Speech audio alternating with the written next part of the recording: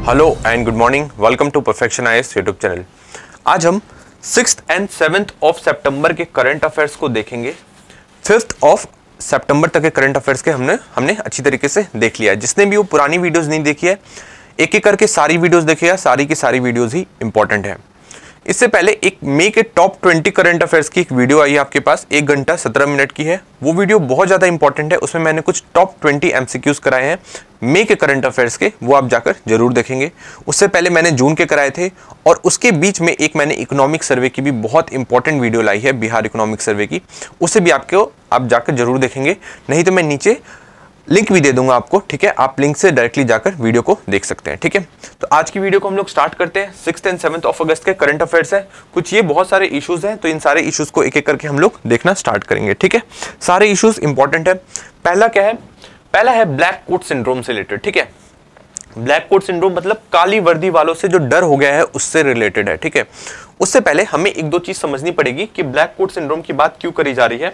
Black coat syndrome की बात इसलिए करी जा रही है क्योंकि अभी हाल फिलहाल में ही सुप्रीम कोर्ट की 75th एनिवर्सरी बनाई गई। ये चीज आप ध्यान रखेंगे, ठीक है। सुप्रीम कोर्ट की 75th एनिवर्सरी बनाई गई, तो इसी में हमारी द्रौपदी मुर्मू जी, ठीक है, द्रौपदी मुर्मू जी, उन्होंने क्या कहा कि लोगों को ब्लैक कोट सिंड्रोम हो गया, मतलब काली वर्दी वालों से डर लगने लग गया है, ठीक है। आपने देखा होगा जितने भी पुअर तबके के लोग हैं या मिडिल क्लास भी है, वो काफी ज्यादा डरते हैं वकीलों से, ठीक है। वो चाहते हैं कि यार हम इनके पास जाएंगे तो कहीं ये हमें उल्टा ना फंसा दे, मतलब एक तरीके का डर हो गया, एक तरीके का सिंड्रोम हो गया है। इवन कोर्ट भी जाने से वो लोग बहुत ज्यादा डरते हैं। उन्हें लगता है कि यार एक बार कोर्ट चले गए तो 10 साल मामला चलेगा, 12 साल मामला चलता रहेगा, हमारे बहुत सारे पैसे भी चल जाएंगे, वकील हमसे बहुत सारे पैसे भी ले लेंगे, ठीक है, और उल्टा घूम फिर के बात हम पे ही ना जाए, इसका हो सकता है कुछ निष्कर्ष भी ना निकले और कहीं हम लोग ही लास्ट में जाके ना फंस जाए। तो ये जो डर हो गया लोगों के बीच में, इसी के बारे में बात की किसने? द्रौपदी मुर्मू ने, और इसको नाम दिया गया है ब्लैक कोट सिंड्रोम, ठीक है। तो आप ध्यान रखेंगे, अगर आपसे क्वेश्चन कैसा आएगा बीपीएससी में, क्वेश्चन आएगा जैसे कि एक डेफिनेशन टाइप की आ जाती है, तो आपसे पूछेगा कि ब्लैक कोट सिंड्रोम किससे रिलेटेड है, तो आपको ध्यान रखना है जो काली वर्दी वालों से जो डर हो गया है लोगों को, उसे क्या कहते हैं? ब्लैक कोट सिंड्रोम कहते हैं, ठीक है। ये चीज समझ में आ गई। नेक्स्ट करंट अफेयर्स क्या बन सकता है आपसे? नेक्स्ट करंट अफेयर्स ये बन सकता है कि अभी हाल ही फिलहाल में 75th एनिवर्सरी किसकी बनाई गई, तो ये भी आप ध्यान रखेंगे, सुप्रीम कोर्ट की बनाई गई। अगर आपसे क्वेश्चन पूछेगा कि 165th एनिवर्सरी किसकी बनाई गई, तो आप ध्यान रखेंगे 165th एनिवर्सरी बनाई गई इनकम टैक्स की, ठीक है। अगर आपसे पूछेगा कि 54th एनिवर्सरी किसकी बनाई गई, तो आप ध्यान रखेंगे 54th एनिवर्सरी बीपीआरएनडी की बनाई गई, ठीक है। ये सब के बारे में आपको बता चुका अपने पुराने करंट अफेयर्स में, आप उसको जाकर जरूर देखेंगे, ठीक है। 54th हो गया, और कुछ बचा क्या? अगर पूछेगा कि 90th एनिवर्सरी किसकी बनाई गई, तो आप ध्यान रखेंगे आरबीआई की बनाई गई, और इसी से लिंक है क्या? RBI@90, ये भी आप ध्यान रखेंगे, ठीक है। तो ये सारी चीजें समझ में आई कि RBI@90 क्या है, क्योंकि उसकी 90th एनिवर्सरी बनाई गई, ठीक है। ब्लैक कोट सिंड्रोम समझ में आ गया, लिंक करके हमने बहुत कुछ उसके बारे में जान लिया, और एक दो चीजें हम लोग जान लेते हैं, इतनी चीज समझ में आ गई। ये ब्लैक कोट सिंड्रोम के बारे में कहां पे बात की द्रौपदी मुर्मू जी ने? बात की क्योंकि इसका 75th एनिवर्सरी था, तो एक कॉन्फ्रेंस अरेंज हुआ। कहां पे कॉन्फ्रेंस करवाया गया? कॉन्फ्रेंस हुआ कहां पे? भारत मंडपम दिल्ली में, न्यू दिल्ली में भारत मंडपम में कॉन्फ्रेंस कराया गया। वहां पे डिस्ट्रिक्ट जजेस ने पार्टिसिपेट किया, वहां पे द्रौपदी मुर्मू जी का क्या था? भाषण था, और उसी में उन्होंने ब्लैक कोट सिंड्रोम की बात की। ये चीज आप ध्यान रखेंगे, ठीक है। इतना हो गया क्लियर, आज का यहीं तक था। इससे पहले मैंने आपको क्या कवर करवाया है, क्योंकि 75th ईयर का वो था, 75th ईयर कंप्लीट हो गए सुप्रीम कोर्ट के, तो उसका एक न्यू फ्लैग भी अनवेल हुआ है। ये भी चीज मैंने आपको बताई थी, ठीक है।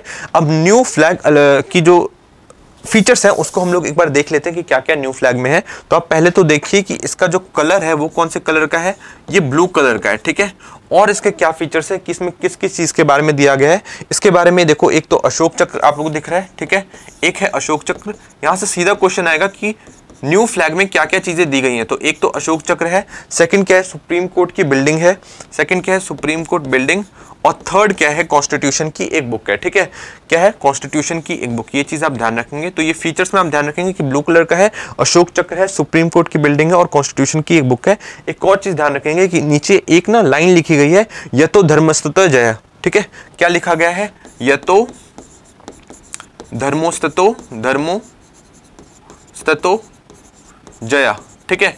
तो ये तो धर्मोस्ततो जय लिखा गया है। इसका मतलब क्या है कि where there is victory, sorry where there is dharma there is victory, ठीक है। और ये महाभारत का क्या है? श्लोक है। ये चीज आप ध्यान रखेंगे, महाभारत से उठाया गया है।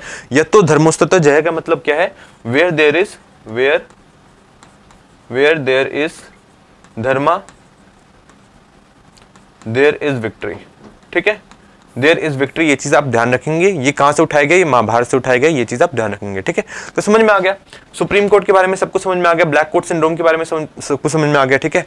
और एक दो चीज जान लो कि लास्ट में जो सुप्रीम कोर्ट के जो सबसे पहले सीजीआई थे, sorry first CGI of supreme court कौन थे, हरिलाल कानिया, ये चीज आप ध्यान रखेंगे। ये 1950 से लेके 1951 तक थे, ऐसे ही उससे पहले तक थे 1947 से देखा जाए, पर 1950 सुप्रीम कोर्ट एग्जिस्टेंस में आया तो 1950 से 1951 तक इसको मानेंगे।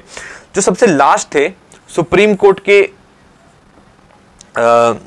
सीजीआई, जो इंग्लिश वकील थे, जो इंग्लिश जज थे, उनका नाम क्या था, सर विलियम पैट्रिक स्पेंस, ये आप ध्यान रखेंगे, सर विलियम पैट्रिक स्पेंस। और ये 1943 से लेके 13 अगस्त 1947 तक थे, ठीक है। इसके बाद हरिलाल कानिया बन गए थे 1950 तक, और 1950 जब सुप्रीम कोर्ट एग्जिस्टेंस में आ गया तो उसके बाद फिर से पहले जो जज बने सीजीआई बने वो बने हरिलाल कानिया 1950 से लेकर 1951 में, और 1951 में इनकी मृत्यु हो गई थी, ये चीज आप ध्यान रखेंगे, ठीक है। तो ये सारी चीज समझ में आ गई।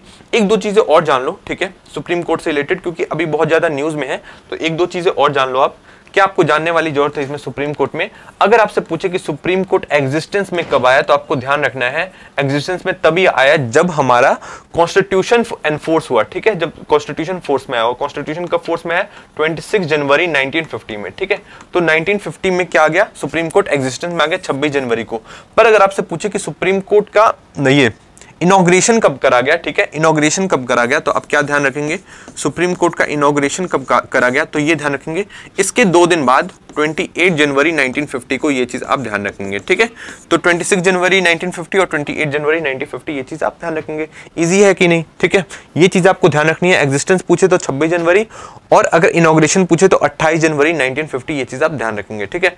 अब मेरा क्वेश्चन है कि प्लानिंग कमीशन कब एग्जिस्टेंस में आया, ये आप नीचे मुझे कॉमेंट सेक्शन में बताएंगे, ठीक है।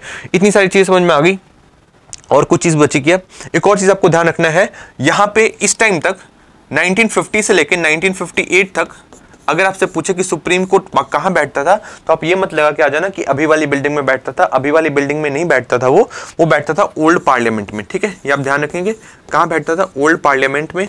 और ये अपने न्यू पार्लियामेंट में, सॉरी न्यू बिल्डिंग में कब शिफ्ट हुआ, जो अभी वाली जो बिल्डिंग है, प्रेजेंट बिल्डिंग में कब शिफ्ट हुआ, प्रेजेंट बिल्डिंग में शिफ्ट हुआ कब, 1958 को, ये आप ध्यान रखेंगे। 4 अगस्त 1958 को ये शिफ्ट हुआ, ये चीज आप ध्यान रखेंगे। समझ में आ गई बात। और इसका इनॉग्रेशन किसने किया था, इसका और इनॉग्रेशन राजेंद्र प्रसाद ने किया था, जो कि कहां के थे, बिहार के जीरादेई गांव के थे, जो कि किस डिस्ट्रिक्ट में, ये आप मुझे नीचे कमेंट सेक्शन में बताएंगे। इतनी सारी चीज आपको सुप्रीम कोर्ट के बारे में समझ में आ गई, ब्लैक कोर्ट सिंड्रोम के बारे में समझ में आ गई, एक कॉन्फ्रेंस ऑर्गेनाइज हुआ कहां पे, भारत मंडपम में, इसके बारे में समझ में आ गई। 75 साल पूरे हो चुके किसके, सुप्रीम कोर्ट के, इसके बारे में समझ में आ गई। कहीं से भी क्वेश्चन बन सकता है, मैंने सारे बता दिए कि कहां से क्वेश्चन बनेगा, तो आप इसको सॉल्व करने के अब लायक होने चाहिए, ठीक है। अब नेक्स्ट अपना देखते हैं, नेक्स्ट क्या है, ये तो हम लोगों ने पढ़ लिया ना। नेक्स्ट देखते हैं, नेक्स्ट क्या है, ग्रॉस फिक्स्ड कैपिटल फॉर्मेशन। अब ये एक इकोनॉमी का हो सकता है, आपसे कुछ टॉपिक पूछ ले, ठीक है, जैसे पहले फिसल डेफिसिट पूछ रखा है, तो हो सकता है आपसे पूछ ले ग्रॉस फिक्स्ड कैपिटल फॉर्मेशन क्या है, ठीक है। अब इसको समझेंगे, अब इसको समझिए कैसे, ग्रॉस फिक्स्ड कैपिटल फॉर्मेशन, इस चीज आपको याद रखना, फिक्स्ड कैपिटल मतलब हम लोग एक साल में जितना भी खर्च कर रहे हैं उसमें से कितना परसेंट, मतलब जीडीपी का कितना परसेंट हम लोग कैपिटल बनाने में या कैपिटल खरीदने में से खर्च करें। कैपिटल मतलब जैसे कि इंफ्रास्ट्रक्चर बनाने में, रोड, रेलवेज या टेक्नोलॉजी लेने में, तो ये हो गया कैपिटल। मतलब इसका हम यूज करके बाद में और मनी को बना सकते हैं, ठीक है, या लोगों के लिए सहूलियत प्रोवाइड कर सकते हैं। फॉर एग्जाम्पल अगर हम सैलरी देते हैं तो सैलरी तो किसी पर्सन के पास गई तो वो तो खत्म हो जाएगी, पर उससे कुछ चीज जनरेट तो नहीं हो रही ना। पर अगर हम लोग रोड बनाएंगे, रेलवेज बनाएंगे, तो उससे और चीजें डेवलपमेंट होगी, ठीक है। तो ये क्या होगा, एक तरीके का हमने कैपिटल बनाया। तो ग्रॉस फिक्स्ड कैपिटल फॉर्मेशन क्या है कि एक साल में एक कंट्री में कितनी कैपिटल को बनाया गया, ठीक है, ये क्या होता है ग्रॉस फिक्स्ड कैपिटल फॉर्मेशन, ये चीज आप ध्यान रखेंगे, ठीक है। अब यहां से क्वेश्चन नहीं आएगा, क्वेश्चन आएगा कि क्या जो कंट्री, जो एक नेशन, जो एक कंट्री कैपिटल को खरीदती है सिर्फ उसको माना जाता है, नहीं। कंट्री खरीदे मतलब गवर्नमेंट खरीदे या बिजनेसेस खरीदे, ठीक है, या हाउस होल्ड खरीदे, जो भी, जैसे बिजनेस की कोई टेक्नोलॉजी खरीदती है किसी बाहर की कंपनी से, ठीक है, अमेरिका की कंपनी से, तो उसे भी कैपिटल फॉर्मेशन का ही पार्ट माना जाएगा। ये चीज आप ध्यान रखेंगे, ठीक है। तो ग्रॉस फिक्स्ड कैपिटल फॉर्मेशन के बारे में समझ में आ गया। एक और चीज जान लीजिए कि क्वेश्चन आएगा कि अभी ग्रॉस फिक्स्ड कैपिटल फॉर्मेशन क्या है किसका, इंडिया का, तो आप ध्यान रखेंगे 31.33% ऑफ जीडीपी है, ये आप ध्यान रखेंगे। ठीक है, मतलब हमारी जितनी भी जीडीपी है उसका हम 31.33% किस चीज में इन्वेस्ट करते हैं, कैपिटल बनाने में इन्वेस्ट करते हैं, और ये बहुत ही ज्यादा अच्छी बात है। ठीक है, क्योंकि ये कैपिटल हम लोग बनाएंगे तभी तो फिर हम लोग आगे बढ़ेंगे, है ना। अगर सारी चीजें, सारे जो पैसे हमारे सैलरी वैलरी में खर्च हो जाएगी तो दिक्कत होगी ना। इसी से रिलेटेड मैंने एक चार्ट बनाया है। ठीक है, अब आपको ध्यान रखना है कि 2000 से लेके 2024 तक का, मतलब ये 2023 तक का एक तरीके का चार्ट है। अब इसके बारे में देखेंगे। अगर क्वेश्चन आएगा कि लगातार हमने ग्रॉस फिक्स्ड कैपिटल फॉर्मेशन लगातार बढ़ा है, तो आप ध्यान रखेंगे कि नहीं भाई बड़ा नहीं है, ये ऊपर नीचे हुआ है। ठीक है, तो ये देख रहे हो ना, ये ऊपर नीचे हुआ है। कब से लेके कब तक? 2000 से लेके 2023 तक में। ठीक है, ये चीज आपको ध्यान रखना है। 2023 में कितना रहा है, फाइनेंशियल ईयर 24 में कितना रहा है, 31.33% रहा है। ये चीज मैंने आपको बता दिया। नेक्स्ट एक चार्ट देखिए, नेक्स्ट चार्ट मैंने डाल रखा है 2014 से लेके 2023 तक में। थोड़ा डिफिकल्ट करके आपसे पूछ लेगा कि 2014 से लेके 2023 तक में लगातार हमारा ग्रॉस फिक्स्ड कैपिटल फॉर्मेशन बढ़ा है या घटा है, तो आप ध्यान रखना नहीं भाई अभी भी ऊपर नीचे ही हुआ है, यहाँ पे भी ऊपर नीचे ही हो रहा है। ठीक है, एक और चार्ट हम लोग देखेंगे। एक और चार्ट क्या है, नहीं इसी में हम लोग समझेंगे। आप यहां से समझिए कि 2020 है। ठीक है, 2020 से हमारा लगातार बढ़ा है 2023-24 तक, ये चीज आप ध्यान रखेंगे। ठीक है, मतलब अगर आपसे पूछे कि क्या ग्रॉस फिक्स्ड, पहले तो अब ये देखो ग्रॉस फिक्स्ड कैपिटल फॉर्मेशन अगर बढ़ेगा मतलब हमारा कैपिटल बढ़ेगा हर एक साल में। ठीक है, कैपिटल बढ़ेगा तो एक कंट्री के लिए क्या है, कंट्री के लिए बहुत बेनिफिशियल है ना। मतलब GFCF क्या होना चाहिए, बढ़ना चाहिए। ये चीज तो आपको क्लियर हो गई। सेकंड चीज आप ध्यान रखेंगे कि 2000 से लेके 2024 तक में हमारा जो ग्रॉस फिक्स्ड कैपिटल फॉर्मेशन है वो लगातार ना बढ़ा है ना लगातार घटा है, वो क्या हो रहा है, ऊपर नीचे हो रहा है। ये चीज आप ध्यान रखेंगे। सेकंड आप ध्यान रखेंगे कि 2014 से लेके 2024 तक में जो हमारा ग्रॉस फिक्स्ड कैपिटल फॉर्मेशन है ये फिर से ऊपर नीचे हुआ है, लगातार ना बढ़ा है ना लगातार नीचे घटा है। ये चीज आप ध्यान रखेंगे। थर्ड चीज आप ध्यान रखेंगे कि 2020 से लेके 2024 तक में जो हमारा GFCF है वो लगातार बढ़ा है। ये चीज आप ध्यान रखेंगे। ठीक है, तो क्वेश्चन कहीं से भी आए आप सॉल्व करने के लायक होने चाहिए, आप में इतनी कैपेबिलिटी होनी चाहिए कि क्वेश्चन को सॉल्व कर दे। ठीक है, समझ में आया। देखो ये बहुत इंपॉर्टेंट क्वेश्चन था। GFCF बहुत ही ज्यादा बार बार न्यूज में आ रहा है, तो यहां से आपको इसको सॉल्व करके चलना है, इस पॉइंट को समझ के चलना है कि GFCF क्या है, कितना हम लोग कैपिटल बना रहे हैं एक साल में। ठीक है, कंट्री के अंदर उसे क्या कहेंगे, GFCF। चाहे वो गवर्नमेंट बनाए, चाहे वो बिजनेस बनाए, चाहे वो इंडिविजुअल बनाए, चाहे वो हाउस होल्ड बनाए, कोई भी बनाए तो उसे GFCF में ही काउंट करेंगे। ये चीज आप ध्यान रखेंगे। ठीक है, एक बार बिहार का भी देख लीजिए, GFCF कितना है, अराउंड है अभी 4.7%। ये आप ध्यान रखेंगे। और क्या ये लगातार बढ़ा है लगातार घटा है, तो बिल्कुल भी नहीं। पहले देख लो 3.1 था, फिर गया 1.6, फिर 3.1 आया, फिर 3.3 आया, फिर 4.17। ठीक है, मतलब ऊपर नीचे हुआ। ये भी अगर यहां से क्वेश्चन आएगा कि लगातार बढ़ा है 2016 से लेके या लगातार घटा है 2016 से लेके, तो आप उस चीज में क्या करेंगे कि नहीं ऊपर नीचे हुआ है, ना लगातार बढ़ा है ना लगातार घटा है। ये चीज को आप ध्यान रखेंगे। ठीक है, चीजें समझ में आई। इस टाइप से क्वेश्चन आते हैं इकोनॉमी के, तो आपको उस टाइम लग सकता है कि बहुत ज्यादा डिफिकल्ट है, पर ये क्वेश्चन डिफिकल्ट नहीं होते, ऐसे सॉल्व होंगे। ठीक है, अब देखते हैं कि FWD नेक्स्ट जो न्यूज है वो क्या है, FWD 200B क्या है, इसके बारे में और आपको डिफाइन करके बहुत और अच्छी तरीके से नेक्स्ट लेक्चर में मैं इसके बारे में आपसे बात करूंगा। अभी थोड़ा सा ब्रीफली समझ लीजिए कि FWD 200B क्या है। ठीक है, तो FWD पहले तो एक कंपनी का नाम है फ्लाइंग वेज डिफेंस। ठीक है, flying wedge defence and aerospace technology ने एक अनमैन्ड एयर व्हीकल बनाया है। क्या बनाया है, UAV बनाया है, जिसका नाम क्या है, FWD 200B। ये चीज आप ध्यान रखेंगे। ठीक है, FWD 200B एक अनमैन्ड एयर व्हीकल है जो कि एक बॉम्बर भी है। ये चीज आप ध्यान रखेंगे। ठीक है, तो ये अनमैन्ड एयर व्हीकल है जो कि एक बॉम्बर भी है। तो फर्स्ट इंडिजीनियस मतलब खुद का बनाया हुआ अनमैन्ड बॉम्बर एयरक्राफ्ट है ये। ठीक है, ये चीज आप ध्यान रखेंगे। और ये इंडिजीनियस मिलिट्री ग्रेड बॉम्बर है। ये चीज आप ध्यान रखेंगे। ठीक है, ये हम लोगों ने खुद से बना लिया। क्यों बनाया, देखो क्योंकि एक यूएसए का जो UAV है जो इंडिया परचेज करना चाहता है, उसका नाम आप मुझे नीचे कमेंट सेक्शन में बताएंगे। इंडिया और यूएसए की डील हो चुकी है। यूएसए सबको वो जो बॉम्बर है, वो जो अनमैन्ड एयर व्हीकल है नहीं देता, पर इंडिया को देने के लिए राजी हो गया है, पर उसमें काफी ज्यादा डिले चल रहा है। तो उसके बीच में हम लोगों ने खुद का ही FWD 200B नाम का खुद का एक इंडिजीनियस अनमैन्ड बॉम्बर एयरक्राफ्ट बना लिया। ये चीज आप ध्यान रखेंगे। ठीक है, तो इतनी सारी चीजें समझ में आ गई। नेक्स्ट न्यूज की तरफ आगे बढ़ते हैं। अगर देखो ये इसी तरीके से है, क्वेश्चन कैसे आएगा, क्वेश्चन ऐसे नहीं आएगा। क्वेश्चन आएगा आपसे सिंपल कि FWD 200B क्या है। ठीक है, मुझे नहीं लगता इसके फीचर से क्वेश्चन आएगा, और फीचर से क्वेश्चन आ भी जाएगा तो आप कर लोगे, मैंने करवा दिया है। FWD 200B आपसे पूछ लेगा तो आपको ध्यान रखना है ये एक UAV है और ये बॉम्बर है। ठीक है, ये बॉम्बर UAV है, अनमैन्ड एयरक्राफ्ट है, ठीक है, ये चीज आप ध्यान रखेंगे। नेक्स्ट मैंने एक और आपको बताया था कि SIG 716, ठीक है, SIG 716 आपसे बोला था मैंने, ये क्या है, ये एक असॉल्ट राइफल है, मैंने आपको बताया था, ठीक है, और इसे इंसास राइफल को, आर्मी के पास से इंसास राइफल को हटाने के लिए और SIG 716 के लिए मिनिस्ट्री ऑफ डिफेंस ने एक ऑर्डर दिया था, ठीक है, किस कंपनी को, SIG, इसकी कंपनी का नाम भी क्या है, SIG, इसको ऑर्डर दिया था कि SIG 716 आप मुझे असॉल्ट राइफल बनाकर देंगे, ठीक है, ये चीज आप ध्यान रखेंगे। समझ में आ गया। FWD क्या है, flying west defence and airspace technology, इसकी कंपनी का नाम इसी के जो इनका जो बॉम्बर है इसी के नाम से स्टार्ट होता है, ये चीज आप ध्यान रखेंगे। नेक्स्ट देखते हैं, नेक्स्ट क्या है, विष्णु युद्ध अभ्यास, ठीक है। अब ये युद्ध अभ्यास आपको हो सकता है लगे कि मिलिट्री का कहीं युद्ध अभ्यास चल रहा है, पर नहीं, ये किस चीज का युद्ध अभ्यास है, उससे पहले आप समझेंगे कि ये अजमेर डिस्ट्रिक्ट में, ठीक है, अजमेर डिस्ट्रिक्ट में 27 अगस्त से लेके 31 अगस्त तक बनाया गया। और ये युद्ध अभ्यास किस चीज का है, युद्ध अभ्यास इस चीज के लिए कि अगर इंडिया में कभी जूनोटिक डिजीज का आउटब्रेक होता है तो उस कंडीशन में क्या है, इंडिया की प्रिपरेशन कितनी है कि उस जूनोटिक डिजीज को कंटेन कर ले, ठीक है। तो मतलब एक तरीके का मॉक ड्रिल करा गया, कहाँ पे, अजमेर डिस्ट्रिक्ट ऑफ राजस्थान में, कि हम लोग प्रिपेयर कर सकते हैं कि नहीं, या हम लोग उस जूनोटिक डिजीज को कंटेन कर सकते हैं कि नहीं, और अपने लोगों की सुरक्षा कर सकते हैं कि नहीं। इसके लिए एक मॉक ड्रिल चलाया गया, कहाँ चलाया गया, अजमेर डिस्ट्रिक्ट में, और उस अभ्यास का नाम था, उस मॉक ड्रिल का नाम था विष्णु युद्ध अभ्यास, ये चीज आप ध्यान रखेंगे, ठीक है।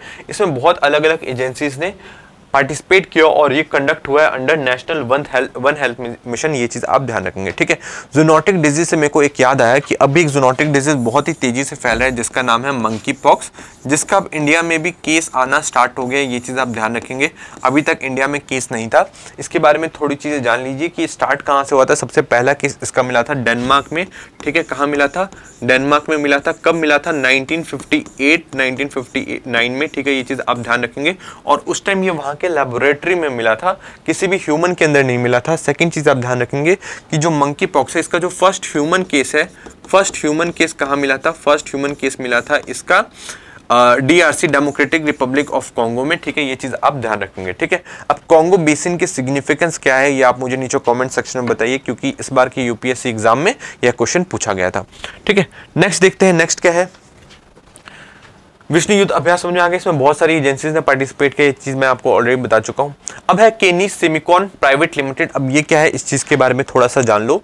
केनीस सेमिकॉन प्राइवेट लिमिटेड एक सेमीकंडक्टर बनाने वाली, सेमीकंडक्टर, ठीक है, बनाने वाली क्या है, कंपनी है, जिसने कहा है कि वो इन्वेस्टमेंट करने के लिए रेडी है। कहां पे, इंडिया में, कितने का, ₹3,300 करोड़ का इनिशियल इन्वेस्टमेंट, स्टार्टिंग में 3,300 करोड़ का इन्वेस्टमेंट करेगी। कहां पे, सानंद गुजरात में, ये चीज आप ध्यान रखेंगे, ठीक है, इस चीज को आपको ध्यान रखना है। और ये इंडियन सेमीकंडक्टर मिशन जो कि कब लॉन्च हुआ था, ये आप मुझे नीचे कमेंट सेक्शन में बताएंगे। इसमें ये 5वीं कंपनी है जो ये इंडिया में इन्वेस्ट करने के लिए रेडी हो चुके हैं, ये चीज आप ध्यान रखेंगे, ठीक है। और इसका टारगेट क्या है कि जब ये पूरा बन के रेडी हो जाएगी, ये जब इंडस्ट्री पूरी तैयार हो जाएगी, तो ये एक दिन में कितनी चिप्स बनाएगी, आपको पता है, 60 लाख चिप्स बनाएगी एक दिन में, जो कि अलग अलग इलेक्ट्रॉनिक डिवाइसेस में यूज करे जा सकते हैं, ठीक है, ये चीज आप ध्यान रखेंगे। 60 लाख आप पूरे साल का मतलब क्या आ जाइएगा ना, एक महीने का, ये एक दिन में 60 लाख प्रोड्यूस कर सकती है। और जब ये पांचों इंडस्ट्री बनकर तैयार हो जाएगी ना, जो भी तक 5 इंडस्ट्री इन्वेस्टमेंट करी है, ठीक है, जब बनकर तैयार हो जाएंगी तो ये एक दिन में 7 करोड़ चिप्स बनाने लग जाएंगी, ये चीज आप ध्यान रखेंगे, ठीक है, इस चीज को आपको ध्यान रखना है। समझ में आ गई। और देखते हैं, एक और चीज आप ध्यान रखिए कि सेमीकंडक्टर का हब किसे कहा जाता है, ठीक है, सेमीकंडक्टर का हब किसे कहा जाता है, ताइवान को कहा जाता है, ये चीज आप ध्यान रखेंगे। और ताइवान से अराउंड 90%, ठीक है, जितने भी सेमीकंडक्टर आपको पूरे वर्ल्ड में दिख रहे हैं उसका 90% कहां से आते हैं, ताइवान से आते हैं, ये चीज आप ध्यान रखेंगे। उसकी एक इंपॉर्टेंट कंपनी है, उसका नाम आप मुझे नीचे कमेंट सेक्शन में बताएंगे। ये सारी चीज समझ में आ गई। हो सकता है केनीस सेमिकॉन प्राइवेट लिमिटेड का ही क्वेश्चन आ जाए कि ना, बताओ अभी कौन सी कंपनी ने कहा है कि वो 3,300 करोड़ का इन्वेस्टमेंट करेगी गुजरात में, तो आपको ध्यान रखना है केनीस सेमिकॉन केनीस सेमिकॉन प्लांट ने, ये चीज आपको ध्यान रखना है, ठीक है। एक और चीज थोड़ा सा जान लीजिए कि अभी मैंने बताया था कि फॉक्सकॉन ने क्या कहा है, फॉक्सकॉन ने कहा है कि वो तमिलनाडु में क्या करेगी, बैटरी एनर्जी स्टोरेज सिस्टम लगाएगी, ये चीज आपको ध्यान रखना है। और फॉक्सकॉन के चेयरमैन का नाम क्या है, इसके चेयरमैन का नाम क्या है, इसके चेयरमैन का नाम है यंग लियू, ठीक है, यंग लियू, और इसको क्या एक पद्मा अवार्ड भी मिला है, पद्मा अवार्ड भी मिला है, कब मिला है 2024 में, ये चीज आप ध्यान रखेंगे, ठीक है। और फॉक्सकॉन का कंपनी के जो इंडिया के रिप्रेजेंटेटिव है उनका नाम क्या है, वी ली, ये चीज आप ध्यान रखेंगे। ये दोनों नाम इंपॉर्टेंट है, और तमिलनाडु में ये बैटरी एनर्जी स्टोरेज सिस्टम लगाने वाले हैं, और इनकी तेलंगाना से भी बात हो रही है कि वहां पे भी ये लोग इन्वेस्टमेंट करने वाले हैं, ये चीज आप ध्यान रखेंगे, ठीक है। समझ में आ गई सारी चीजें। नेक्स्ट देखते हैं, थोड़ा आगे हम लोग देखते हैं अब आगे क्या क्या है। ये चीज तो कवर हो गई है। नेक्स्ट है ऑपरेशन भेड़िया। ऑपरेशन भेड़िया के बारे में एक बार मैंने ऑलरेडी आपको थोड़ा सा बताया, फिर से मैं वही चीज आपको रिपीट करना चाहूंगा कि कहाँ पे करा गया है, ये बहराइच डिस्ट्रिक्ट में, ठीक है, बहराइच डिस्ट्रिक्ट ऑफ यूपी में करा गया है, ये चीज आपको ध्यान रखना है। और जो ऑपरेशन भेड़िया ये पहली बार नहीं करा गया, इससे पहले भी एक बार हो चुका है, ये चीज आप ध्यान रखेंगे, ठीक है। नेक्स्ट देखते हैं, नेक्स्ट क्या है, नेक्स्ट न्यूज है brightest object in universe. Brightest object पाया गया यूनिवर्स का, उसको हम लोग समझेंगे, बट उससे समझने से पहले हम लोग एक वर्ड समझेंगे क्वार्सर के बारे में, कि क्वार्सर क्या होता है, क्वार्सर क्या होता है, ये चीज हम समझेंगे, ठीक है। अब क्वेश्चन कैसे आता है, क्वेश्चन आता है साइंस एंड टेक्स्ट से। क्वेश्चन आएगा कि जैसे एस्ट्रॉइड के बारे में पूछ रखा है, ठीक है, मीटोरॉइड्स के बारे में पूछ लेता है, कि डिफरेंस पूछ लेता है, या कुछ ऐसी चीजें पूछ लेता है, सीधा सिंपल सा इजी सा क्वेश्चन पूछ लेता है। तो हो सकता है आपसे पूछेगा साइंस एंड टेक में इस बार कि क्वार्सर क्या होता है, ये बताओ, क्वार्सर क्या होता है, इस चीज को डिफाइन करो, ठीक है। तो क्वार्सर क्या है, इस टाइप का, देखो इस टाइप का एक बॉडी है, कहां पे, यूनिवर्स में, ठीक है, उसमें बीच में तो ब्लैक होल है और इसके आसपास इतनी ज्यादा लाइट है, ठीक है। तो क्वार्सर क्या है, एक ल्यूमिनस ऑब्जेक्ट है। क्या आपको ध्यान रखना है, ये एक ल्यूमिनस ऑब्जेक्ट है जिसकी लाइट बहुत ही ज्यादा होती है, वो क्या है, क्वार्सर। और इसके बीच में क्या होता है, एक ब्लैक होल होता है और आसपास बहुत सारी लाइट्स होती हैं, ठीक है। इतनी चीज आपको क्वार्सर के बारे में ध्यान रखनी है। क्या ये क्वार्सर की खुद की लाइट है, तो नहीं। क्वार्सर क्या होता है कि ये जो क्वार्सर है, ये जो ब्लैक होल है, सॉरी ब्लैक होल की खुद की लाइट है, तो नहीं। ये जो ब्लैक होल है आसपास की जितनी भी बॉडीज को वो खा लेता है, ठीक है, जो भी, क्योंकि इसकी ग्रेविटी बहुत ज्यादा है तो आसपास की सारी चीजों को खा लेगा, और जब खा लेगा तो क्वार्सर ब्लैक होल की खुद की लाइट तो नहीं होगी, पर जिस चीज को खा रहे ना उसकी लाइट वो इस तरीके से दिखती है, तो ये बहुत ही ज्यादा क्या बन जाता है, ल्यूमिनस बन जाता है, ये चीज आप ध्यान रखेंगे, ठीक है। तो अभी इसी टाइप का क्वार्सर मिला है, जिसका नाम क्या है, जिसका नाम क्या दिया गया है, जिसका नाम दिया गया है J05294351। अब एग्जैक्ट आपको याद नहीं रहेगा, पर एक अंदाजा लगा लो कि इस टाइप की कोई चीज है जो पाया गया, किसके द्वारा पाया गया, यूरोपियन सदर्न ऑब्जर्वेटरी के द्वारा पाया गया, ये चीज आप ध्यान रखेंगे, ठीक है। क्वार्सर पाया गया है कहाँ पे, स्पेस में पाया गया, और कितना दूर है, ये 12 बिलियन लाइट ईयर्स अवे दूर है वर्ल्ड से, ये चीज आप ध्यान रखेंगे, मतलब इंडिया के, सॉरी प्लेनेट से, हमारे प्लेनेट से बहुत ज्यादा दूर है, 12 बिलियन लाइट ईयर्स दूर है, ये चीज आप ध्यान रखेंगे, ठीक है। इसकी विशेषता क्या है कि एक दिन में एक सन को खा जाता है, ठीक है, मतलब इतना ज्यादा भूखा है ना कि एक दिन में एक सन के बराबर मास को खा लेता है। और एक कितना बड़ा है, इसकी लाइट कितनी आपको पता है, इसकी लाइट है 500 ट्रिलियन टाइम्स, जो सन की लाइट है उसके 500 ट्रिलियन टाइम्स ज्यादा इसकी लाइट है, ये चीज आप ध्यान रखेंगे। इतना ज्यादा ल्यूमिनस है, 12 बिलियन लाइट ईयर्स अवे दूर है, ये चीज आप ध्यान रखेंगे, ठीक है। क्वार्सर क्या हो गया, समझ में आ गया। क्वार्सर से सीधा सीधा क्वेश्चन आएगा कि क्वार्सर क्या है बताओ, तो आपको ध्यान रखना है क्वार्सर देखो इस टाइप की चीज है, बहुत ही ज्यादा ल्यूमिनस है, आसपास बहुत ही ज्यादा लाइट है। सोचो सन की लाइट कितनी होती है, सन से 500 ट्रिलियन ज्यादा टाइम्स ज्यादा है, ये चीज आप ध्यान रखेंगे, ठीक है। समझ में आ गई चीजें। नेक्स्ट देखते हैं, ये क्वार्सर की डेफिनेशन जिसको पढ़नी है वो पढ़ सकता है। नेक्स्ट देखते हैं, नेक्स्ट क्या है, न्यू सैनिक स्कूल। अगर क्वेश्चन आएगा कि न्यू सैनिक स्कूल कहाँ पे खुला है, तो आप ध्यान रखेंगे अभी रिसेंटली न्यू सैनिक स्कूल कहाँ खुला है, यूपी में खुला है। यूपी में कहाँ पे खुला है, गोरखपुर में खुला है, ये चीज आप ध्यान रखेंगे, ठीक है। गोरखपुर से ही कौन आते हैं, हमारे यूपी के मुख्यमंत्री आते हैं, ठीक है, योगी जी आते हैं, ये चीज आप ध्यान रखेंगे। और चीज आप ध्यान रखिए कि यूपी में ये पहला सैनिक स्कूल है क्या, तो आप ध्यान रखेंगे नहीं, ये 5वां सैनिक स्कूल है, ये चीज आप ध्यान रखेंगे। एक और चीज आप ध्यान रखें, क्वेश्चन यहां से नहीं आएगा, क्वेश्चन यहां से आएगा कि फर्स्ट ऑल गर्ल्स सैनिक स्कूल कहां पे खुला है, तो ये चीज आप ध्यान रखेंगे। ये भी खुला है मथुरा यूपी में, ये चीज को आप ध्यान रखेंगे। और ये कौन से इनिशिएटिव के अंडर खुला है, ये इनिशिएटिव है कि 100 सैनिक स्कूल खोलने हैं पूरे इंडिया में, तो उसी इनिशिएटिव के अंदर ये पहला स्कूल फर्स्ट ऑल गर्ल्स सैनिक स्कूल कहां पे खुला, मथुरा यूपी में खुला, और इसका नाम क्या है, संविद गुरुकुलम गर्ल्स सैनिक स्कूल, ये आप ध्यान रखेंगे। और इसमें कितनी छात्राएं पढ़ती हैं, अभी इसमें 87 छात्राएं पढ़ती है, ये चीज आप ध्यान रखेंगे, ठीक है। समझ में आ गया। फर्स्ट ऑल गर्ल्स सैनिक स्कूल के बारे में कहां पे है, मथुरा यूपी में, ये चीज आप ध्यान रखेंगे, ठीक है। अब जो सैनिक स्कूल होता है उसको कौन ऑपरेट करता है, ठीक है, ये चीज आप मुझे नीचे कमेंट सेक्शन में बताएंगे। नेक्स्ट देखते हैं, नेक्स्ट क्या है, नेक्स्ट न्यूज क्या है, MOU with private food aggregator. ये जैन चौधरी से रिलेटेड है, एमओयू साइन हुआ है प्राइवेट फूड एग्रीगेटर के साथ लॉजिस्टिक एंड अपस्किलिंग वर्क के लिए। आगे बढ़ते हैं थोड़ा सा, mega oil farm plantation drive, ठीक है। अब ये न्यूज में क्यों है, इसके बारे में थोड़ा सा जान लो कि mega oil palm plantation drive क्या है, ठीक है। तो ये ऑयल पाम प्लांटेशन ड्राइव चलाया गया, ठीक है, पूरे इंडिया में। इंडिया में 15 स्टेट्स में चलाया गया। 15 स्टेट्स में 12,000 हेक्टेयर लैंड्स पे क्या लगाया गया? 17 लाख सैपलिंग लगाई गई। किस चीज की सैपलिंग? ऑयल पाम की सैपलिंग, पाम ऑयल की सैपलिंग्स लगाई गई। ये चीज आप ध्यान रखेंगे। 17 लाख 12,000 हेक्टेयर लैंड में और 15 स्टेट में। इन 15 स्टेट में बिहार नहीं है, ये चीज आप ध्यान रखेंगे। ठीक है, समझ में आ गया कि mega oil palm plantation drive क्या है। ये एक ड्राइव चलाया गया जिसमें 12,000 हेक्टेयर लैंड में हम लोग क्या कर रहे हैं? पाम ऑयल हमारे लिए इंडिया के लिए बहुत ज़्यादा इंपॉर्टेंट है। सबसे ज़्यादा इंपोर्ट कौन करता है? इंडिया ही पाम ऑयल इंपोर्ट करता है। ठीक है, तो हम लोग क्या सोच रहे हैं कि अब हम लोग खुद का ही प्रोडक्शन करें पाम ऑयल का। तो हम लोगों ने एक मेगा ड्राइव चलाया कि हम लोग सैपलिंग्स लगाएंगे। ठीक है, उसके पौधे लगाएंगे। और कितने स्टेट्स में लगाएंगे? 15 स्टेट में लगाए हमने 12,000 हेक्टेयर लैंड पे। और इसमें 10,000 जो फार्मर्स है उन्होंने पार्टिसिपेट किया। ये चीज आप ध्यान रखेंगे। ठीक है, तो ये पाम ऑयल प्लांटेशन ड्राइव चलाई गई थी। ये चीज को आप ध्यान रखेंगे। ठीक है, नेक्स्ट देखते हैं। नेक्स्ट क्या क्या है, ये समझ में आ गया। 17 लाख सैपलिंग, ये सेम चीज दे रखी है। आपको एक और चीज ध्यान रखना है कि कौन कौन सी कंट्री से हम लोग पाम ऑयल, मैंने क्या कहा कि पाम ऑयल सबसे ज्यादा कौन इंपोर्ट करता है? तो पाम ऑयल सबसे ज्यादा कौन इंपोर्ट करता है? इंडिया इंपोर्ट करता है। ये चीज आप ध्यान रखेंगे। और सेकंड नंबर पे कौन इंपोर्ट करता है? चाइना। ये चीज आप ध्यान रखेंगे। ठीक है, तो पाम ऑयल सबसे ज्यादा इंडिया कौन सी कंट्री से इंपोर्ट करता है? तो आपको ध्यान रखना है किस किस से करता है। इंडोनेशिया से करता है, और मलेशिया से करता है, और किससे करता है? थाईलैंड से करता है। ये चीज आप ध्यान रखेंगे। ठीक है, इंडोनेशिया, मलेशिया और थाईलैंड से करता है। मलेशिया के बारे में ही न्यूज थी कि इनके जो पुराने प्राइम मिनिस्टर थे जिनका नाम मतहीर मोहम्मद था, ठीक है, उन्होंने कश्मीर के ऊपर कुछ बयान दे दिया था। तो हमने क्या किया था? इनसे पाम ऑयल का ही इंपोर्ट करना बंद कर दिया था। तो इनको काफी बड़ा झटका लगा था। ये चीज आप ध्यान रखेंगे।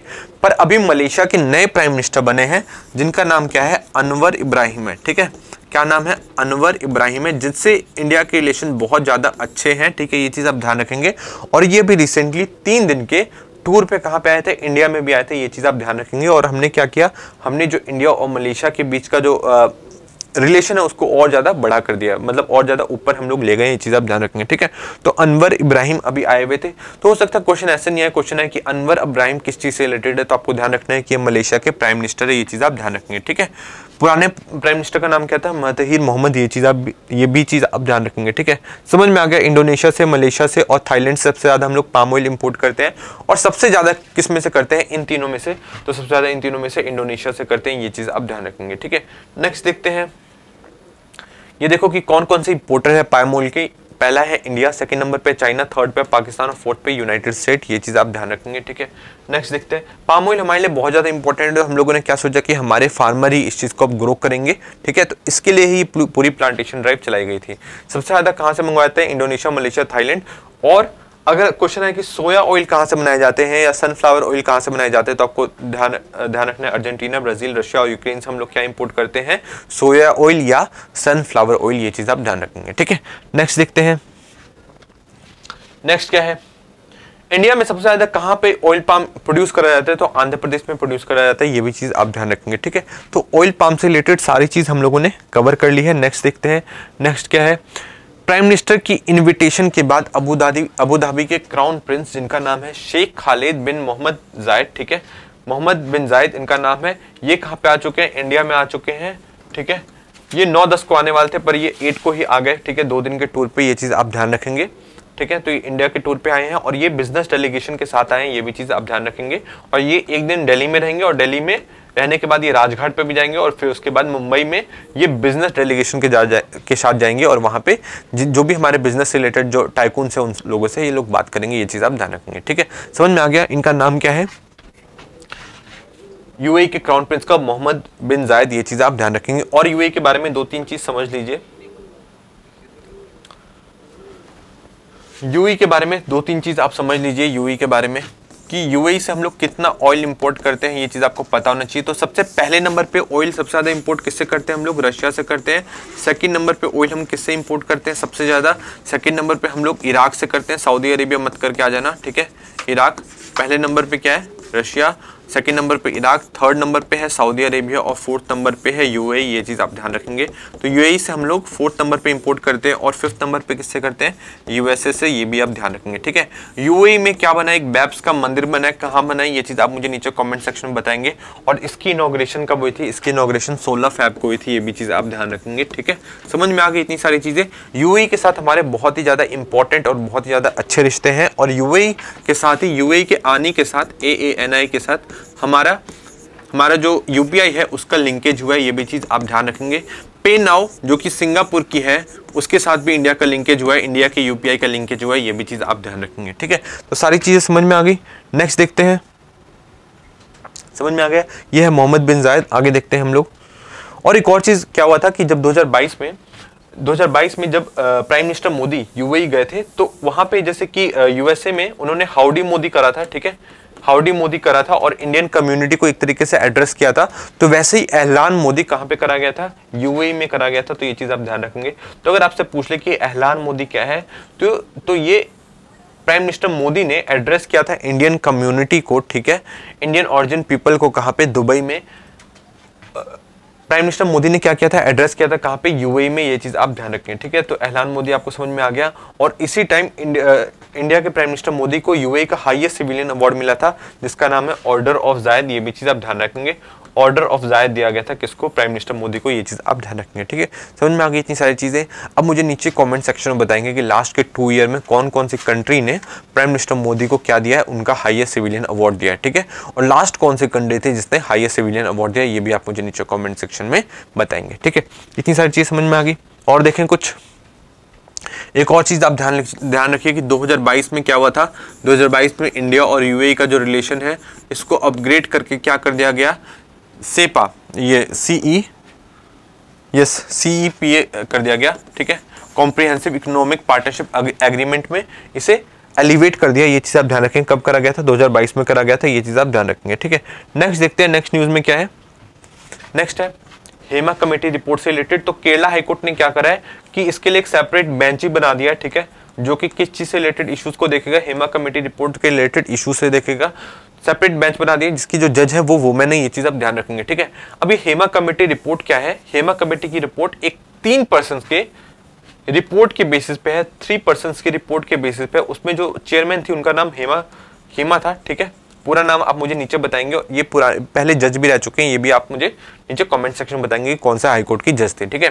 तो हेमा कमेटी रिपोर्ट किस चीज से रिलेटेड है, ये न्यूज में ये क्वेश्चन आएगा। तो हेमा कमेटी रिपोर्ट किससे रिलेटेड है, ये सेक्सुअल असॉल्ट से रिलेटेड है। सेक्सुअल असॉल्ट से रिलेटेड है कहाँ पे, मलयालम फिल्म इंडस्ट्री में। अगर क्वेश्चन आएगा कि इंडियन सिनेमा में, तो ऑब्वियसली मलयालम फिल्म इंडस्ट्री भी इंडियन सिनेमा का ही पार्ट है। तो इंडियन सिनेमा आप ध्यान रखेंगे, ठीक है। ये किस चीज से रिलेटेड है, सेक्सुअल असॉल्ट से रिलेटेड है, ठीक है। ये चीज आप ध्यान रखेंगे।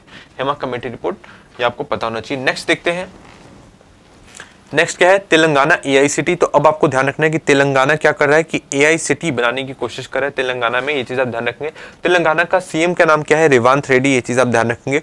और तेलंगाना एक तो AICT बना रहा है और एक क्या बना रहा है, एक AICT बना रहा है और एक क्या बना रहा है, 4th सिटी। ये चीज़ आप ध्यान रखेंगे, 4th सिटी। और ये 4th सिटी कहाँ बनने वाली है, आउटस्कर्ट्स ऑफ हैदराबाद पे बनने वाली है। ये चीज़ आप ध्यान रखेंगे, आउटस्कर्ट्स ऑफ हैदराबाद पे 4th सिटी आने वाली है। ये चीज़ आप ध्यान रखेंगे, ठीक है। तेलंगाना के बारे में और चीज़ जान लीजिए कि यहाँ के CM रेवांत रेड्डी अभी कहाँ पे गए थे, USA के टूर पे गए थे और वो 34,000 करोड़ का क्या लेके आए हैं, इन्वेस्टमेंट का प्रॉमिस लेके आए हैं। अभी इन्वेस्टमेंट नहीं हुआ है, ये चीज़ आप ध्यान रखेंगे।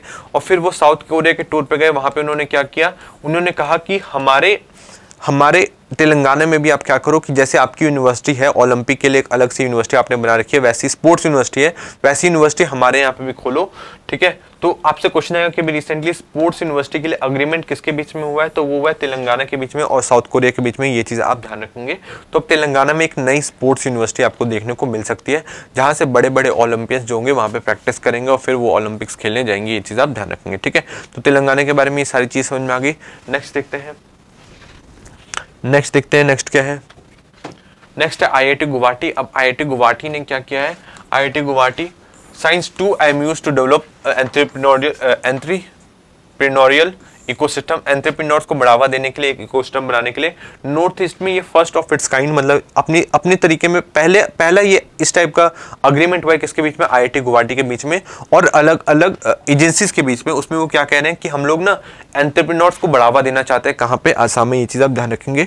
और आईआईटी गुवाहाटी का ही किसके साथ अग्रीमेंट हुआ है, आईआईटी गुवाहाटी का ही अग्रीमेंट हुआ है किसके साथ, एयरबस के साथ। किस चीज के लिए, कि to establish global training centre in Guwahati. ये चीज भी आप ध्यान रखेंगे, ठीक है। तो किसका हुआ, आईआईटी गुवाहाटी का, किसके साथ, एयरबस इंडिया के साथ। ये चीज आप ध्यान रखेंगे ताकि ग्लोबल ट्रेनिंग सेंटर बनाया जाए, कहाँ पे, गुवाहाटी में। ये चीज आप ध्यान रखेंगे, ठीक है। गुवाहाटी किसकी कैपिटल, ये आप मुझे नीचे कॉमेंट सेक्शन में बताएंगे। और देखते हैं और कुछ है क्या, और कुछ नहीं है। नेक्स्ट देखते हैं आसाम के बारे में। मैंने आपको एक चीज बताई थी कि आसाम से रिलेटेड क्या है, एक मिनट, आसाम से रिलेटेड मैंने आपको एक चीज बताई थी कि आसाम से रिलेटेड क्या है, आसाम से रिलेटेड क्या है, चराइदेव मैदान है, ठीक है। क्या है, चराइदेव मैदान है। अगर क्वेश्चन आएगा कि चराइदेव मैदान क्या है, तो ये आपको ध्यान रखना है कि इसको यूनेस्को वर्ल्ड हेरिटेज साइट का कल्चरल कैटेगरी में, किस चीज में, कल्चरल कैटेगरी में क्या मिला, यूनेस्को वर्ल्ड हेरिटेज साइट का दर्जा मिला है, ठीक है। और ये चराइदेव मैदान किस चीज से रिलेटेड है, चराइदेव मैदान के बारे में आपको ध्यान रखना है कि यहाँ पे जो अहोम किंगडम के रूलर्स थे उनको यहाँ पे दफनाया जाता है। ये चीज आपको ध्यान रखना है। और इसी में दफनाया गया था किसको, लचित बुरफुकान को। ये चीज आप ध्यान रखेंगे। इसके बारे में मैंने आपको ऑलरेडी बताया कि लचित बुरफुकान को यहाँ पे दफनाया गया था। और लचित बुरफुकान कौन थे, ये एक मिलिट्री कमांडर थे। क्या थे, ये एक मिलिट्री कमांडर थे जिन्होंने क्या लड़ी थी, बैटल ऑफ सरायघाट लड़ी थी। कब लड़ी थी, 1673 में। ये चीज आप ध्यान रखेंगे। और किसके खिलाफ लड़ी थी, इन्होंने मुगल आर्मी के खिलाफ लड़ी थी, जिसको लेड किसने किया था, राजा मान सिंह ने। ये चीज आप ध्यान रखेंगे। और लचित बुरफुकान की ही अभी हाल फिलहाल में स्टैचू अनवील करी थी किसने, प्राइम मिनिस्टर मोदी ने। ये भी चीज आप ध्यान रखेंगे, ठीक है, मार्च में। तो कहीं से भी क्वेश्चन आ सकता है, हर क्वेश्चन के लिए आपको रेडी रहना है और सारे टॉपिक्स को लिंक करके पढ़ना है, ठीक है, तभी चीजें याद रहेगी।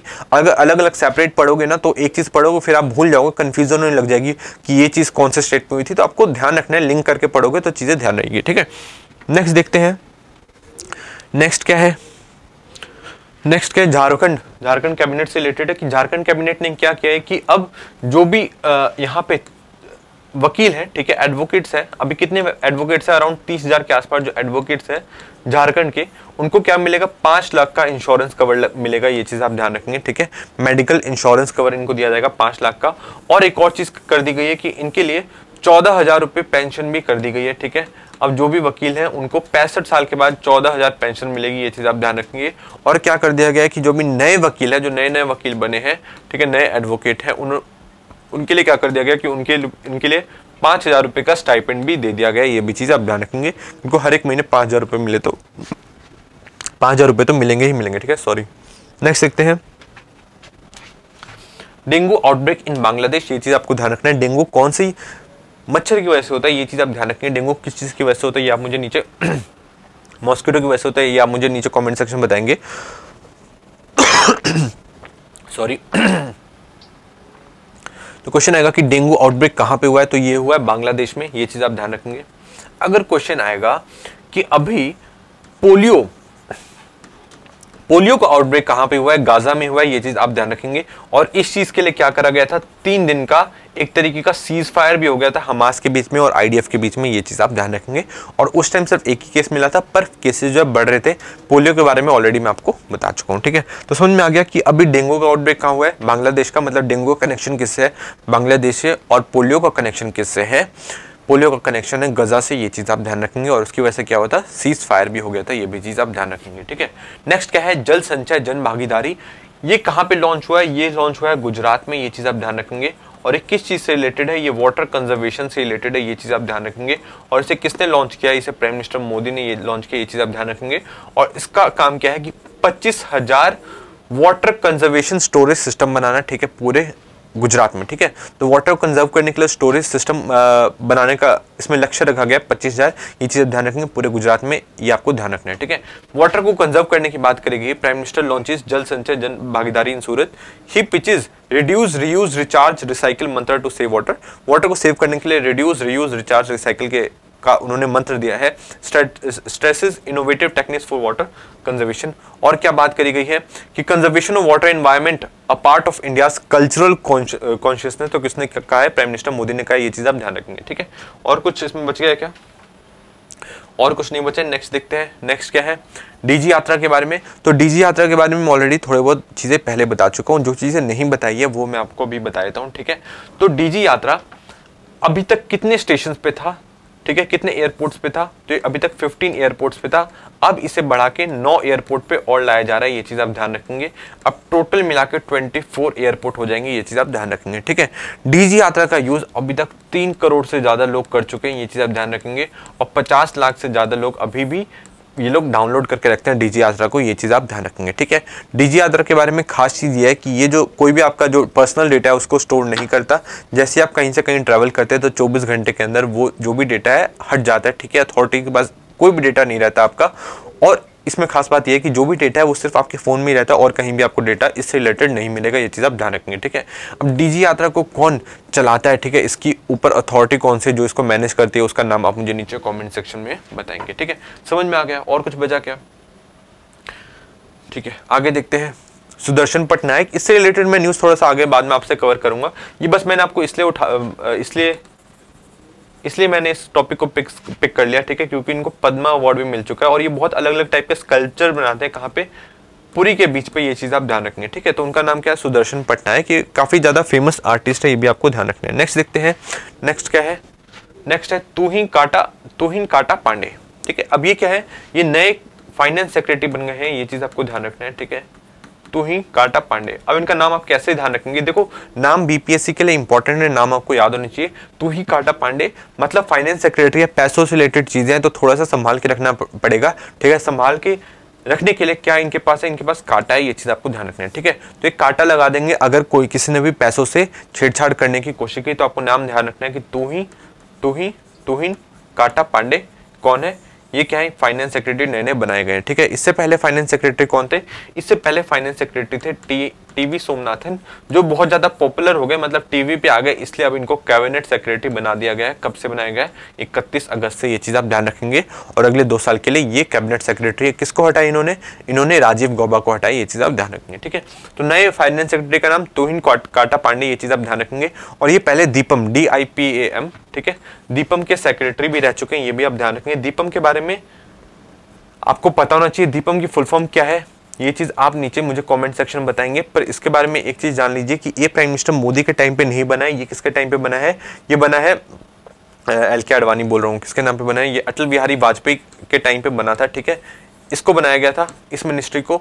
और इसके बारे में आपको ध्यान रखना है कि दीपम के ये सबसे लंबे टाइम तक सेक्रेटरी रहने वाले ऑफिसर हैं, ठीक है। ये सबसे लंबे टाइम तक सेक्रेटरी बन रहे हैं, किसके? दीपम के। ये चीज आपको पता होना चाहिए तुहिन काटा पांडे के बारे में, ठीक है। और अब इनको फाइनेंस सेक्रेटरी बना दिया गया, ये भी चीज आपको पता होना चाहिए, ठीक है। समझ में आ गई इतनी सारी चीजें। और थोड़ा सा देख लेते हैं हम लोग और क्या क्या चीजें हैं। और ये 1987 बैच के IAS अफसर है, ये भी चीज आपको पता होनी चाहिए, ठीक है। और ये महाराष्ट्र काडर के, ये भी चीज आपको पता होनी चाहिए। टीवी सोमनाथन कौन से काडर के थे? वो तमिलनाडु काडर के थे, ये चीज आपको पता होना चाहिए, ठीक है। नेक्स्ट देखते हैं। नेक्स्ट है अपराजिता बिल, ठीक है। तो अपराजिता बिल किससे रिलेटेड है? तो ये वेस्ट बंगाल से रिलेटेड है, ठीक है। वेस्ट बंगाल में एक रेप हुआ, कहाँ पे हुआ? वेस्ट बंगाल में रेप हुआ RGकर हॉस्पिटल में।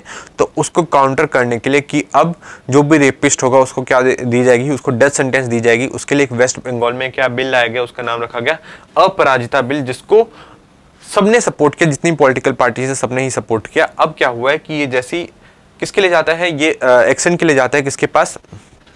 गवर्नर के पास। तो गवर्नर ने क्या कर दिया गया? इसको आगे भेज दिया, प्रेसिडेंट के पास भेज दिया, ये चीज आपको ध्यान रखेंगे, ठीक है। और प्रेसिडेंट के पास इस बिल को भेज दिया गया। अब प्रेसिडेंट के ऊपर है कि वो इस चीज की अनुमति देते हैं कि नहीं, ये चीज आप ध्यान रखेंगे, ठीक है। नेक्स्ट देखते हैं। नेक्स्ट क्या न्यूज में है? नेक्स्ट क्वाड लीडर्स मीट से रिलेटेड। तो अब आपको पता होगा कि इस साल क्या होने वाली थी? क्वाड की एक मीटिंग होने वाली थी। कहाँ पे होने वाली थी? इंडिया में होने वाली थी, ये चीज आप ध्यान रखेंगे, ठीक है। तो क्वाड की एक मीटिंग होने वाली थी, इंडिया में होने वाली थी, ये चीज आप ध्यान रखेंगे। तो उससे रिलेटेड क्या न्यूज है कि क्वाड की मीटिंग में किसने आने से मना कर दिया था? जो बाइडेन ने आने से मना कर दिया था, ये कह के कि भाई हमारे कंट्री में इलेक्शन है तो हम नहीं आ सकते।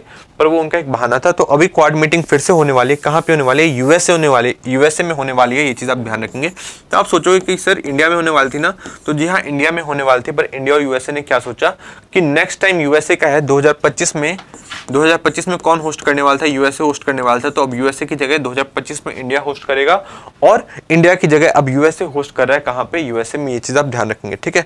आपको ये चीज़ ध्यान रखनी है। क्वाड में कौन कौन सी कंट्री है, क्वाड में है यूएसए, और कौन है, जापान है, और कौन है, ऑस्ट्रेलिया है, और कौन है, ये इंडिया है। ये चीज़ आप ध्यान रखेंगे। और चीज़ के बारे में ध्यान रख लीजिए कि फादर ऑफ क्वाड किसको कहते हैं, फादर ऑफ क्वाड कहते हैं शिंजो आबे के। ये चीज़ आप ध्यान रखेंगे, ठीक है। किसको कहते हैं, शिंजो आबे को। ये चीज़ आप ध्यान रखेंगे। और ये मिलिट्री अलायंस नहीं है, ये चीज़ आप ध्यान रखेंगे, ठीक है। नेक्स्ट देखते हैं, नेक्स्ट क्या है। नेक्स्ट क्वाड लीडर्स की मीटिंग मैंने आपको बता दिया कहाँ पे होने वाली है, यूएसए में होने वाली है। ये चीज़ आप ध्यान रखेंगे। इंडिया मेडिटेरेनियन से रिलेटेड अच्छे से मैं आपको और अच्छी तरीके से वीडियो लेके आऊंगा, ठीक है।